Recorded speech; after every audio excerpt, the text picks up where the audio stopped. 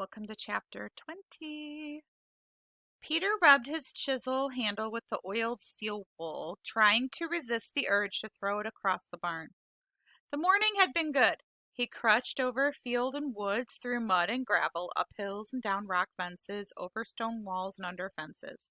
Strong, tireless, and nearly as fast as if he'd had both boots on the ground.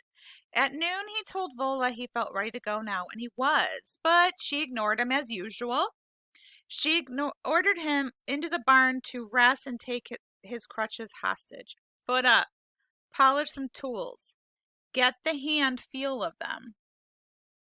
His gaze fell on the near-finished carving in front of him on the workbench. The fox was rough, but it looked alive, and it seemed to him a sign that he would find Pax unharmed.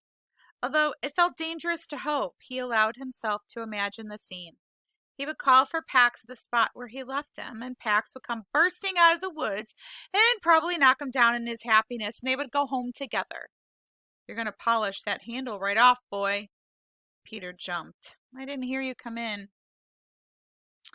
"You can't go drifting off when you're working with tools." Vola settled herself on a barrel beside him and picked up a rasp and an oily cloth. "I was thinking about Pax." He put down the gleaming chisel and picked up his carving. He handed it over to when Vola held out a palm. "Looks like he wants to jump out of my hand. You're worried about him?" Peter nodded. "But half the time I think he would be all right. Foxes are smart, like really smart. We had to lock the door to the kitchen because Pax would open every cupboard. Once he chewed through the wire to a fan we just put in my room. My father was really mad, but then when he tried to fix it, he found out the fan had a short in the housing. It would have caught fire. I think Pax knew somehow and he was protecting me. So why wouldn't he be smart enough to learn to hunt? Don't you think he could survive?" "I do," Vola agreed. Peter took the carving back and looked into the fox's face. "There's something else," he said. "It's that I would know if he died."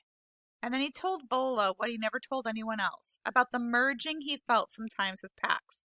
How sometimes he didn't just know what the fox was feeling, but actually felt it himself. He held his breath, hearing how crazy it sounded. Instead of laughing, Vola told him he was lucky.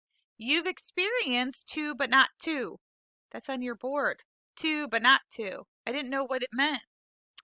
It's a Buddhist concept, non-duality. It's about oneness, about how things that seem to be separate are really connected to one another. There are no separations." Vola picked up his fox again.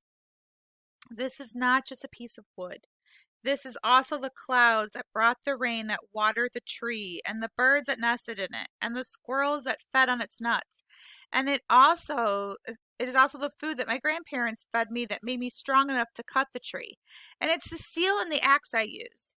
It's how you know your fox, which allowed you to carve him yesterday, and it's a story you'll tell your children when you give this to them. All these things are separate, but also one, inseparable. Do you see? Two, but not two, inseparable. So, a couple nights ago, I felt sure that Pax had eaten. I felt it. Last night I saw the moon, and I knew that Pax was seeing it right then, too. Do you think that if I feel Pax living, then he's alive?" "Yes." Peter's hope swelled at her words. Vola never said anything she didn't mean. "Well, tell the truth here. That's the rule." She told him that about 100 times. It was a valuable thing, he suddenly realized, to have someone you can count on for honesty. How many times in his life had he only wanted that? How many questions had he needed an honest answer for and gotten instead from his father? Dark silence. And then before he could chicken out, he asked the one that haunted him. Do you think if someone had a wild part, it could never be tamed out if it's in his nature, inherited?" Vola looked at him hard. Peter knew she thought he was asking about Pax, and he didn't correct her. He picked up the chisel again and looked down at it on his lap. His fingers squeezed white around the shank as he waited for the answer. "You've always been like this? Huh? Asking other people to figure out your stuff for you? That doesn't work. Peter let out a breath. As soon as he asked the question, he realized he didn't want to hear the answer. Maybe he would never be ready to hear the answer to that question. Vola patted her overall pocket and frowned. Almost forgot. She pulled out a napkin-wrapped muffin and handed it to Peter. He'd eaten 4 of them at breakfast, but she was convinced that he wasn't eating enough. He unwrapped it. It was a little squashed, but as the rest of them, the pecan was centered perfectly on the brown sugar topping. She stayed up late last night baking them, and he heard her singing something in a language he didn't recognize, something happy. Vola, why are you still living out here alone? I told you. But 20 years to figure out who you are? I mean, how hard can it be? Plenty hard. The plain truth can be the hardest thing to see when it's about yourself. And if you don't want to know the truth, you'll do anything to disguise it. She put the muffin down. She was avoiding his question. But you do. You know yourself. So how come you don't go live somewhere with people? Tell me the truth. That's the rule around here, right? She looked out the barn window for a moment. Her shoulders slumped, and she turned to him, and she looked tired. Fair enough, know that, Peter. Maybe it's because I do know myself. Maybe what I know is that I don't belong with people. Maybe I am a grenade. What do you mean, a grenade? What do you call someone who can go from a girl eating peaches and watching fireflies to a woman who kills a man? Huh? That girl would have cut off her arm before she'd have hurt a single one of those fireflies. But a few years later, she killed a perfect stranger. I'd call that person a weapon. I'm an unpredictable, deadly weapon. It's best I stay hidden here, where no one will ever be hurt by me, even by accident. She raised her fingers up and popped them at him. Boom! But this time the gesture looked sad, not menacing. You don't hurt me, Peter answered. How do you know I won't? Because I know. He thumped his chest. In my core. Vola slapped her palms on the workbench and pushed herself off. Put those tools back in the right order, she muttered over her shoulder as she left. From the window, Peter watched her stamp down the path. It seemed as if she were moving differently, as if that heart pine leg of hers had grown even heavier. One by one, Peter slid the clean tools into their pockets and then rolled the canvas. He felt his old anxiety coiling at the base of his skull. Over a week he'd been stuck here. He would have left already if it hadn't been for this third condition. He promised, and he owed it to Vola, but when he asked her at breakfast about building the stage, she only shrugged. I'll get to it. And then the solution hit him, so ridiculously simple that he laughed out loud. Without his crutches, he was awkward and slow again. But he managed to hop outside to where Vola kept a brush pile. There he chose 12 long, straight saplings, each the thickness of his arm. One by one he flung them to the barn doorway, then followed and slid them inside.